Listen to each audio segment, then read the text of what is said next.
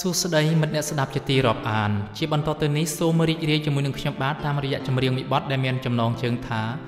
សម្រស់ឆ្នេរសមុទ្រខ្មែរបទនេះគឺជាស្នាដៃនិពន្ធរបស់បងប្រុសឈួនអរុណរស្មីនៅទីក្រុង Washington DC សហរដ្ឋអាមេរិក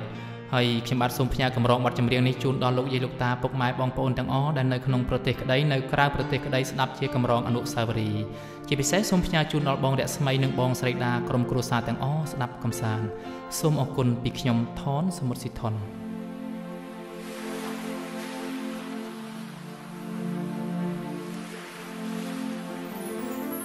សម្រងឆ្នេរសមុទ្រខ្មែរ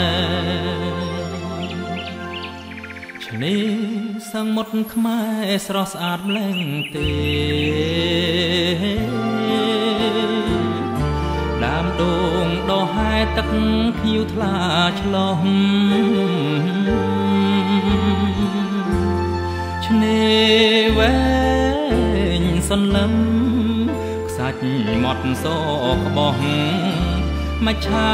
ចម្រុះហែផែលសប្បាយ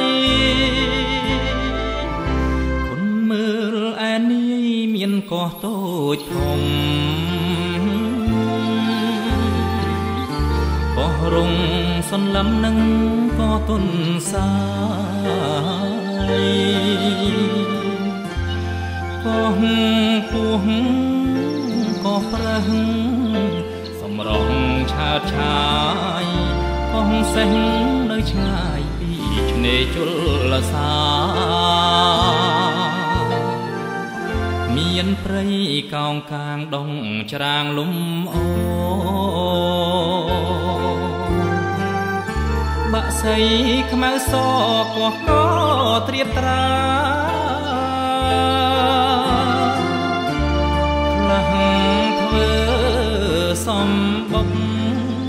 ខ្លះចាប់មច្ឆា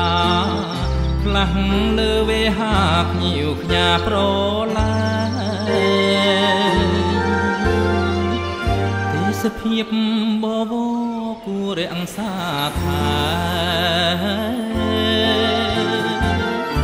ជាសម្បត្តិខ្មែរសន្ធក្រៃលែថែមច្ឆាជាតិ